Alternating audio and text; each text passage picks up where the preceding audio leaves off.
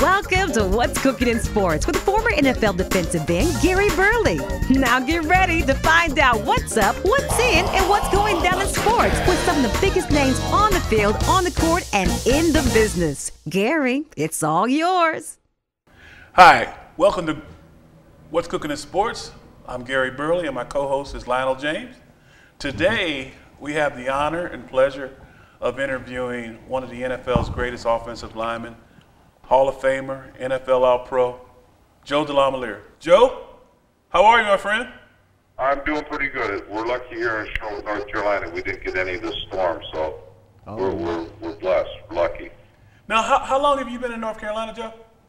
I moved here in 1982. I was born in Detroit, got drafted by Buffalo, and traded to Cleveland.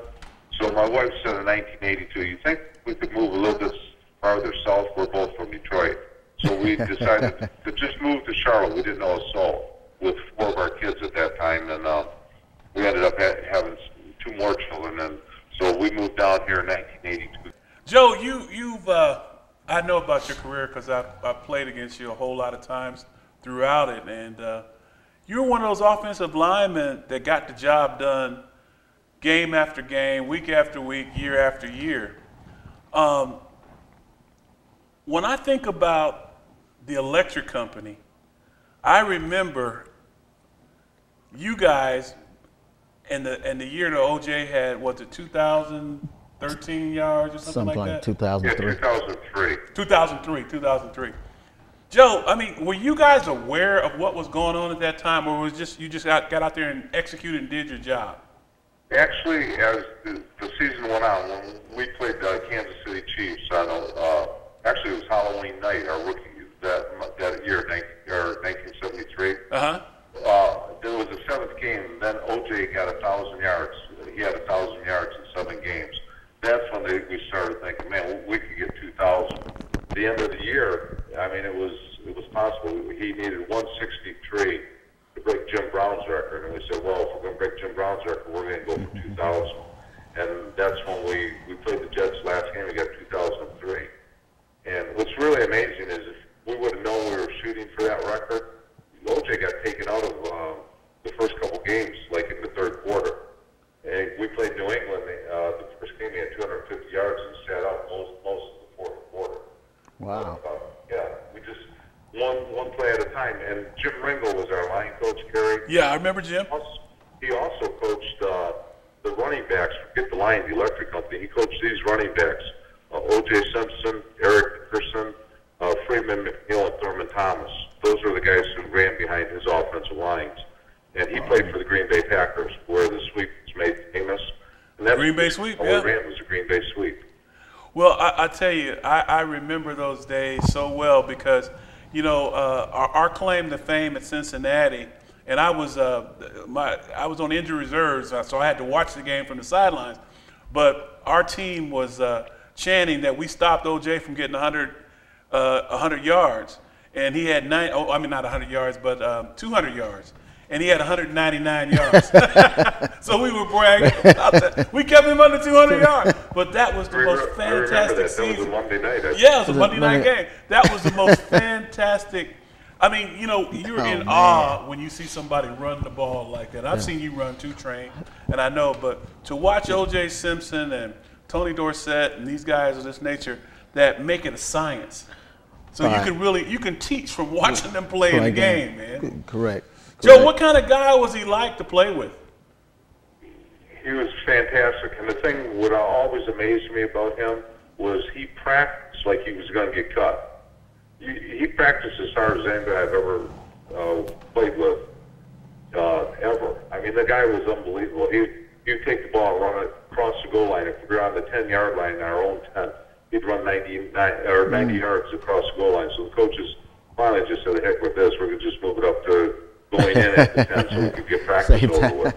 He would run and work. The one year they said he didn't have great hands. Well, 75 was his greatest year. He had like 40-some catches and 23 touchdowns. 75 was actually better than 73. He rushed 1,800 yards and had about. He was MVP of the league both times, but he was an amazing player. Joe, this is two-part question. All right, the first one is, an athlete, you really want to add to your history. So my first part of this question is, who was the greatest guy that you ever played with and against? And then the second part is, what were some of your injuries due to playing? What was the first question? Who were the guys, the great players that I played with? The greatest players that you ever played with. Now, I know about O.J. Simpson and Brian Sipe, I think Cleveland Browns quarterback, right? Yeah, I was really fortunate. I played with O.J. and Jim Braxton or the backfield there, but wide receivers were Ahmad Rashad, J.D. Hill, and Bob Chandler in Buffalo. And when I got traded to Cleveland, we had Mike and Greg Pruitt and Kelvin Hill and Dave Logan and Reggie Rucker and Ozzie Newsome. I've always been around great players, plus Ferguson and Brian Sipe. I was always fortunate to be on a really good offensive team. And then defensive players I played against, there are so many unsung players that, you know, the obvious are Joe Green and Merlin Olsen and Willie Lanier and Jack Lambert. Gary, you know, and I know there are so many great defensive guys, yourself and Mike Barnes, people never heard of, Ray Sugar Bear Hamilton. Oh, yeah. Sam Hunt and Steve Nelson. There are so many great players in the league. And I was amazed at the running backs. And when we'd be on the field watching the running backs, we got the privilege of watching Walter Payton, Billy Sims, Eric Dickerson, Franco Harris. I mean, what if you have fantasy football now? Earl Campbell. How could you? I mean, you talk about great players.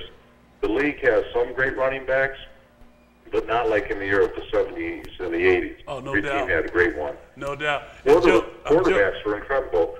We had Joe Ferguson, Burt Jones, Joe Namath, Jim Plunkett just in the NFC East, and Bob Greasy. Then they had Anderson, Kenny Anderson. And well, that was my quarterback in Cincinnati. Yeah. I mean, it was amazing. I mean, and then Stabler and Paul. So it was so hard to make the Pro Bowl for everybody back then. It was unreal. And now it's a joke. Different game. I mean, they have no doubt the players are great, but I think there were just more. Maybe it's because they stayed on their same team and they didn't do free agency as much, and they knew each other better. I don't know. Well, Joe, we're gonna talk about that fantasy football the next time you come on, because I want to bring that up, because I feel that there's a way that the former players, that the pre-69ers and guys that are having some difficulties can benefit from that. But, you know, you've been a big advocate for guys that have been injured, concussions and things of this nature. Let's talk about that a little bit. Well, when I got in the Hall of Fame, and I mean, I'm lucky to get in the Hall of Fame. There's only two right guards in the Hall of Fame, believe it or not, me and Larry Little. But there are a lot of great guards who played in the league. Ed White, Doug Wilkerson, Kuchenberg. I could go on and on. I got in the Hall of Fame, and when I did, I said, God, I made a promise to God. I said, God, if I ever got in the Hall of Fame, I'd speak up for the guys who can't speak up for themselves, because there are so many players out there that we played with that are disabled. And it's not, people always say, well, they live their dream. Oh, yeah, live their dream, but don't make our families live our nightmares. We have sub-poverty pensions that Damaris Smith just brought up to poverty level. I mean, we got guys like Bob Lilly making $1,000 a month. That's it. Leroy Kelly, $1,000 a month. Yeah. And my pension for 13 years in that league is, under the Burt Bell thing, was $1,247 a month. And then when we got a legacy fund, I got $1,104. So I make a total of $28,140. That's for 13 years in the league. And that's for the next 10 years, and that's before taxes. Tax goes up to $4. We're screwed. Well, with that in mind, talk to me a little bit about what you're doing with the concussion research. Well, the one thing we did, a guy, Chris Nowinski, I got a letter from him about 5 years ago saying, hey, would you donate your brain to Boston University so they could do research on it? And then I signed up right away, and then he said, hey, would you write letters for us and sign them to me and Mike Haynes and I think it was James Austin. We signed letters, and we got like over 200 players to sign up and send their brains to Boston. husband when they pass away. And that started it. And then all of a sudden, people started talking about concussions because when they got the brains, when they dissected them, they saw it was CTE in them. And about, I think there was like 21 guys that got the brains over. I don't know the exact number, but like 19 or 20 of them had hemorrhage. And that was about 3 or 4 years ago. And then it just kind of snowballed from there.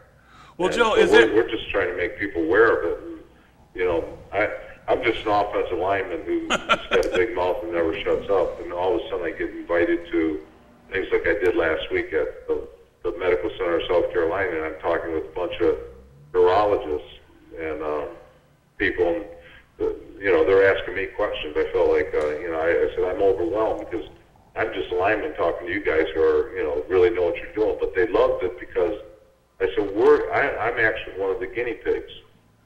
We were like a guinea pig society for the guys who are playing today. Well, Joe, hold that thought. We've got to go to commercial, but I want to continue when you come back.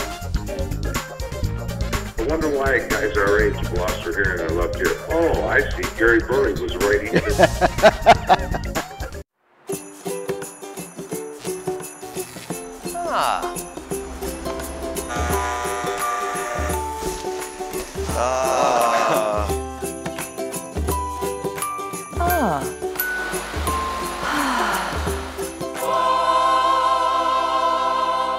The power of ah.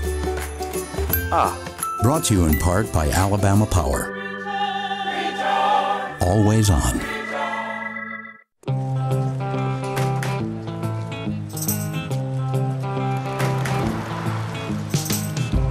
Watching, waiting for something to amaze me. That's when it happened. Right in front of me. You haven't seen it until you've seen it in Charter HD. Call now to add Charter HD for only $5 more a month and watch all your favorite programs in HD. Charter, let it all in.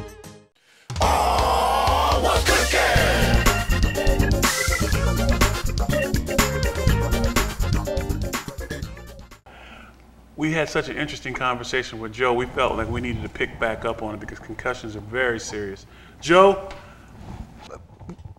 You talked about players living their dreams, but then the families living their nightmares, which I do understand, and I've got friends, and I'm just 50 years old right now. Well, Really? the symptoms of what we see, the first thing that normally happens is your wife would come to you and maybe say, you got a hearing problem. You ask the same question over and over. You don't recognize it, but the wife, the kids, the mother, the father, your brothers, your sister, they all realize, hey, something is not quite right here. All right, what are some of the symptoms, Joe, for the younger kids that are playing right now down the road that says, hey, I need to get this checked out. I think I got a problem. Okay. And I'm talking about concussions. Concussions. I've been married 41 years, so I've never not known my wife. We walked to school since first grade together. So then, here's the one thing that starts. All of a sudden, man, I got a buzzing in my left ear. I can't believe it. It's always ringing. And I've talked to so many guys who all of a sudden you lose your hearing in your left ear. I wonder why guys our age have lost their hearing in their left ear. Oh, I see. Gary Burley was writing it. And he'd slap you in your left ear. I'm sorry, guys. Yeah, head slaps are bad because, you know, you start losing your hearing. You start hearing the buzzing all the time in your ear. Even when you're playing, sometimes you do. But then when you leave the game 10 years, it rings constantly. And how about guys who got chop block? Gary's a nose guy. They hold him up, chop him, he gets his knee. All of a sudden, he's got arthritis in his knee. And how about on the plane rides, which the NFL don't want to talk about, is when you play a game, you're down in Tampa, you play in Buffalo, and it's 100 degrees down there, you hop on a plane an hour and a half later after the game, and they got 2 or 3 beers sitting on your plate, and then on your seat, if you drink them and your buddy next to you doesn't drink, you drink his beer, and then you have the trainer come walking through with prescription drugs, handing them out. Those are the things that we went through that these current players don't even know exist. And how about bad turf, Gary? I know why Pete Rose batted 300. because you played in Cincinnati and Philadelphia, two worst fields. You're playing on a covered road with concrete. They tear those fields up, make them nicer fields. We were the guys who played on those fields. We were the guys who were in the wedge. I was in the wedge for 13 years. They called it the suicide squad. How would they call it the suicide squad? Because you're killing yourselves out, running down on kickoffs and getting crushed. But those are all the things we went through, and then your family starts experiencing all these problems. I can't get my dad up. He can't even get out of the seat. His back is killing him, or his knees killing him. And that's where the issues are. And the poor wives who actually stuck with these guys for all this time, they really got it tough. And fans will say, well, they lived their dreams. They made a ton of money. I don't know about you, Gary, but I was the number one pick. My first 5 years in the league was 22, 24, 26, 28, 30. And teachers were making about 12. We were making about double what a teacher or a policeman or a fireman were making. And now what do they make? They can feed generations in their family. And it's just not right. Well, Joe, I tell you what, I agree with everything you said. I remember my first contract, and I'm sitting there with my bonus check, and like $13,000 is missing. And I said, well, what's going on with this? And they said, FICA. I said, well, let FICA get his own money, man. You know? And you're right. I mean, the money that they're making today, and I don't hold anything against the guys now, but the guys that made this game have got to benefit in some fashion. And I'm not just talking about the legacy funds and this type of thing. Hopefully the financial gain will come, but more on the side of health issues. Absolutely. My wife gets up at 5:30 right now. She's a nurse. She works for my benefits, because we can get health insurance like normal people can get because of existing injuries and things like that. Condition. So what happens? Once you're there, you're stuck.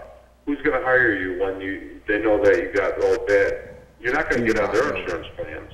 So it's a national problem, but we are the guys who, it's one thing if I grew up in Detroit, it's one thing that, hey, the car industry is really down, no matter what Joe Biden said. Robots are taking the place of workers who used to be 18,000 workers, now they got 2,000 robots. And my nephew's he's a superintendent. I said, how is it? He said, actually, it's pretty good. They don't get drunk, they don't talk back, and they show up every day for work. But we're not robots. We're real people, and we really did suffer these injuries. And we did make the league for what it is. It's not suffering. It's a league that is flourishing. And you can't tell me any human being is worth $50 million to sign a contract. And that's just, I mean, I'm using Mario Williams because that's what he got. But come on, $50 million, and that's not even his salary. That's just his bonus. Well, Joe, you can't tell me that anybody's worth that kind of money. And as he's playing like that, you're defying Mother Nature. Give a kid, 25-year-old kid, $5 million and think if he's not going to think twice about, laying it on the line when he doesn't have to. Right. Go ahead. That brings me to a question. I'm just stepping back here. What do you think about college athletes, college football, college basketball, baseball, women's soccer, volleyball? What about them getting a stipend to play because? Well, I think just look at the SEC. Millions of people watch it over the weekends. Most of those kids, every game, you're going to see somebody get carried off the field. Now, normal people just think, well, kid's hurt. Guys who played in the league think, oh my God, this kid's got a lifetime injury. A lifetime injury. If that's your son there, you'd say, oh my God, is it worth it? These kids deserve to be compensated more than a scholarship because you've earned a scholarship by working 20 hours a week going to practice. None of the other students do that. Then you got to go to school on top of it. And you're basically, they say, well, they're paying for your tuition. Well, what's it cost to sit a guy in a classroom? Seriously, not very much. And what's it cost to feed them? Not very much when you really think about it. Because there's a dorm and there's an extra room. There's always a seat in the classroom. So I think these kids should be compensated in some way, shape, or form. And, it's wrong. We got to figure out what we're doing. And unless people like us who went through it and we have our degrees, we don't start speaking up. Nobody's going to help. Well, Joe, I tell you what, we're running out of time, but I want to ask one last question. Yeah. If you had the opportunity to sit down and talk to a kid that's getting ready to go into the league, and you wanted to educate him on everything that would make him successful both on the field and off, what would you tell him? One is I tell them, if you don't have your degree, back to school and get it. Because the NFL, you never know when your last pay is. And if you're making money, defer your income until you're like 35, 40 years old. You live on what you need to live on. You know, you can live a pretty good life. But defer that income and put it in so you can get it when you're older and you know what's going on. I know people think, well, I'm old at 25. You haven't even scratched the surface. And I coached at Duke. I used to put a ruler up on top, a yardstick on top of my wall, and I color an inch in. And they said, what's that, Coach? I said, that's how much your football career is. You still got 35 more inches to go. And I think that's what they think it's right now, and that it's a very short-lived career, and it's a very long life after the career, especially if you get injured in that career you played in. Well, we got a saying that we tell our kids. Lionel and I have a youth academic and sports program where we teach kids how to market themselves for college scholarship consideration. And every kid that comes through the program thinks that they're going to play in the NFL. And the first thing we ask them is, what does the NFL stand for? And they all say, National Football League. I said, no, not for long. So you got to be prepared for what happens afterwards. And that's the position that we put them in. Well, listen, Joe, I appreciate your time today, man. And we've got something on the show that we call a twofer when we have a great interview like we've had with you today. And we want to call you back and continue our conversation. Well, thanks a lot, Gary. More guys should be doing what you're doing because you can relate to all the kids out there playing. I mean, we got to keep talking and keep being a good example for them. Well, keep in touch, Joe, and let's see how we can work together. Okay, thanks, Gary. Thank you, buddy.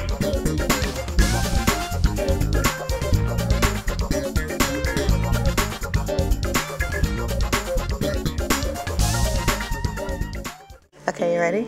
Surprise. Yeah! Wait for me. Come on. Yeah. Daddy? Yeah? The power of yeah. Yeah. Brought to you in part by Alabama Power. Always on.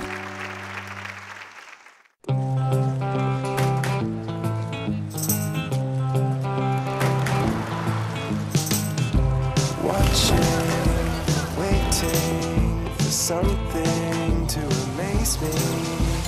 That's when it happened.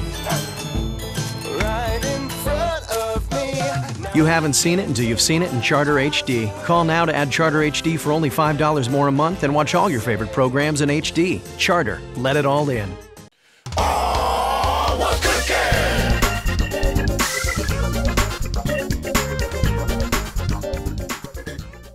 Welcome back to What's Cooking in Sports. We have NASCAR guru Lars Anderson to give us the update on the NASCAR situation and the standings. How you doing, Lars?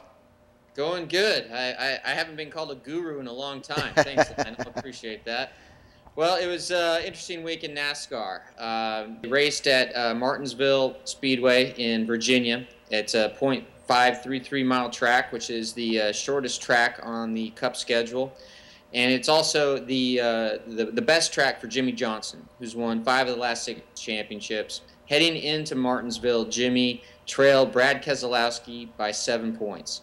And at that point, heading into the race last Sunday, it was basically a 3-man race between Keselowski, who had a 7-point lead over Jimmy Johnson, and I believe a 25-point lead over Denny Hamlin. Denny Hamlin, midway through the race, he had a electrical problem, finished 32nd, and is no longer in the championship race. So now you got Brad Keselowski and Jimmy Johnson. Johnson ended up winning that race. Keselowski, that was one of his worst tracks on the schedule, and he ended up salvaging a 7th place finish. So now with 3 races to go, Jimmy Johnson holds a 2-point lead over Brad Keselowski. 3 races left are at Texas Motor Speedway, which is a 1.5 mile track, and then they go to Phoenix, which is a 1 mile track, and then the season finale, which is at Homestead, Miami Homestead Speedway, which is a 1.5 mile track.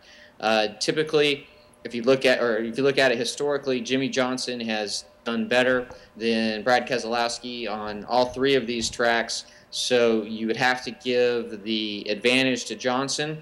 But Brad Keselowski is a younger guy. He's never been in title contention before, so it's really hard to look at past results and try to divine or figure out how he is going to do on these next 3 races. So you know, if for NASCAR fans, this is as compelling a finish as we've seen in the last few years, and it will be an interesting 3 weeks of racing, Lionel.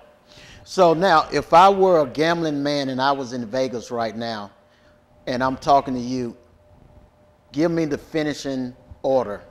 3 races left. Who wins it all? Oh, I have been I've been saying for the better part of 2 months that your champion this year is going to be Jimmie Johnson. Again, he's won 5 of the last 6 championships. And he has the experience. He has the pit crew, the crew chief, the organization, Hendrick Motorsports, which is the most dominant organization in NASCAR today, all behind him. It would be an upset if he didn't win the championship. And Jimmie is just the thing that makes Jimmie Johnson so good behind the wheel is that he doesn't make mistakes. You know, he's not like a Dale Earnhardt Sr. who would, you know, get in your back bumper and push you out of the way, get you into the wall or anything like that. Jimmie is just he's real calm behind the wheel, and when things go wrong on the track, he has this uncanny ability to diagnose, or when something's wrong with his car, he has this uncanny ability to diagnose very quickly what the problem is and then offer a detailed graphic description of what he is sensing behind the wheel, what he thinks the problem is. He then will articulate that to his crew chief, Chad Knaus, who is universally regarded as one of the top 3 crew chiefs in NASCAR. And then Knaus has consistently over this title run been able to fix whatever the problem is during pit stops. And so I think you know, everything favors Jimmie, but NASCAR is such a roll of the dice sport. You know, at Martinsville last week, Denny Hamlin, he had the fastest car on the track, and an electrical part that they said, you know, it didn't cost much money at all for whatever reason. It was a fluke, and it failed, and his car died on the track, and with that died his championship hopes. And so, you know, you can get caught up in accidents not of your making. You can, you know, have somebody who's not even in the championship hunt run into you. There's just a lot of fluky things that can happen in NASCAR. So, you know, oftentimes the guy with the fastest car doesn't win the race. But I think, you know, just looking at it historically, you really got to like Jimmie Johnson's chances, and I think Jimmie will be the one hoisting the big trophy here in 3 weeks at Homestead Miami Speedway. Okay. Initially, what you said, it wasn't a comparison, but you put Dale Earnhardt Sr. and Jimmie Johnson in the same sentence. Now, when I think of Dale Earnhardt Sr., I think the intimidator.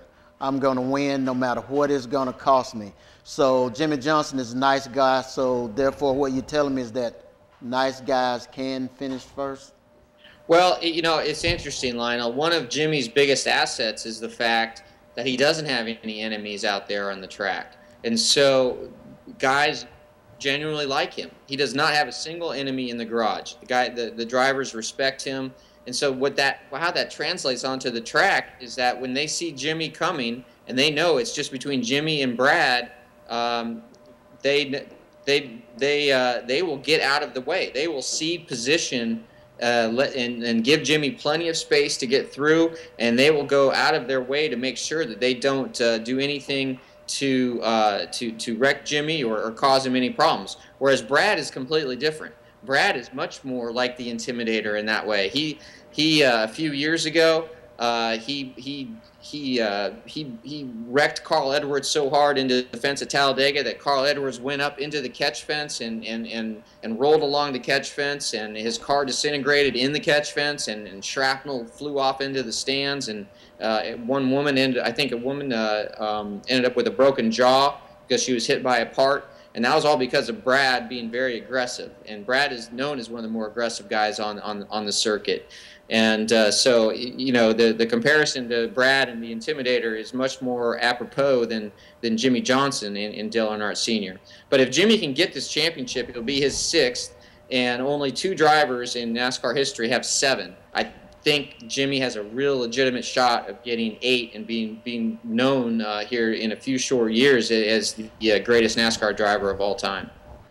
Okay, Lars, we're about out of time here. I wanted to get into concussions, but I'll save it for next week because we had an interesting conversation before we came onto the air, and I think a lot of people would know some simple ways on how concussions occur in NASCAR. They know how it occurs on the football field, but not necessarily in NASCAR. I think that's a subject that we should discuss, Lionel, and there's a lot that you could add to it as well. Just comparing Dale Earnhardt's concussions to injuries that you've suffered in the past, and let's talk about that next week. Let's do it, and once again, thank you for your guruing on NASCAR.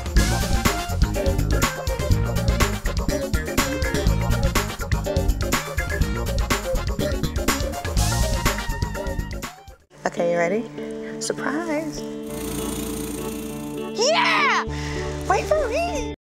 Come on. Yeah. Daddy? Yeah? The power of yeah. Yeah. Brought to you in part by Alabama Power. Always on.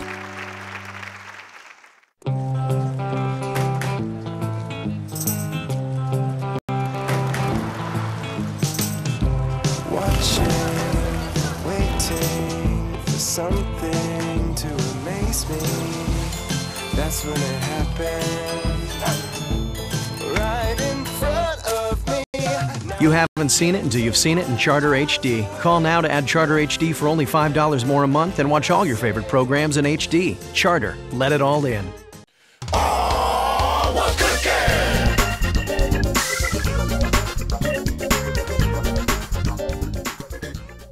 Welcome back to What's Cooking in Sports.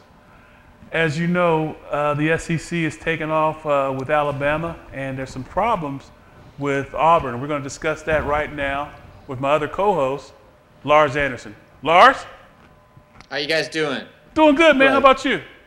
Doing well, doing well. Well, let's jump right into it.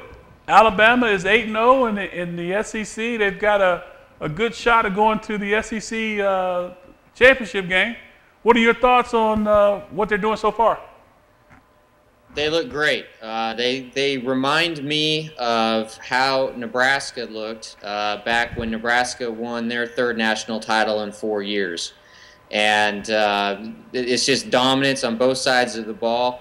You wouldn't have thought that Alabama's defense could be even better this year than they were last year, but they are putting up equivalent type of numbers.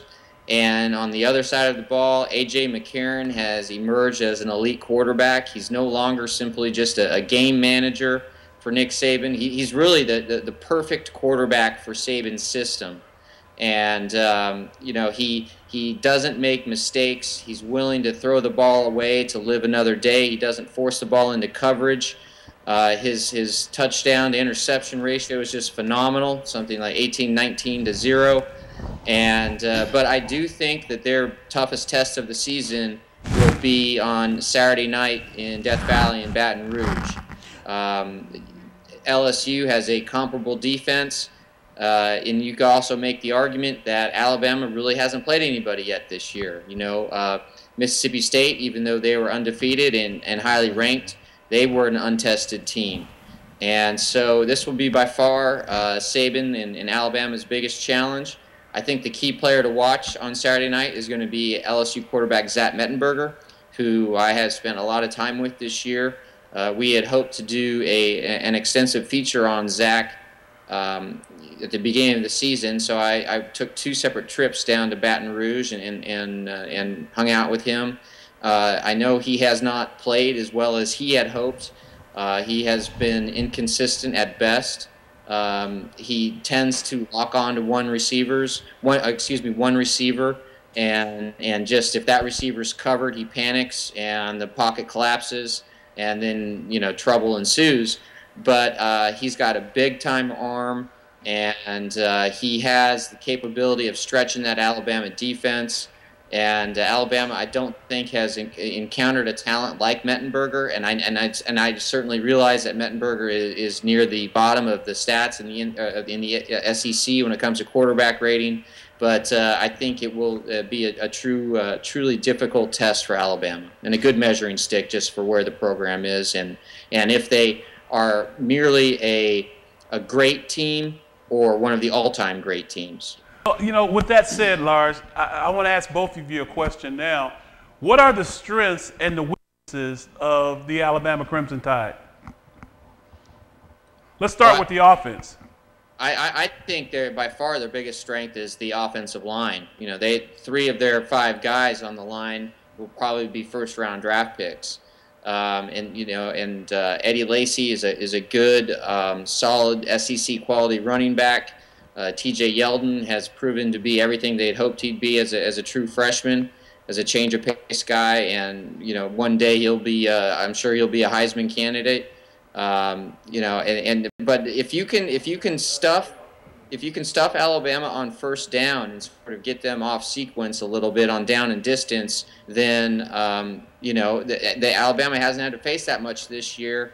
And you saw in the third quarter against Mississippi State that Mississippi State was able to slow that Alabama defense because they were able to shut them down a little bit on first down and force them into second and long and force them into obvious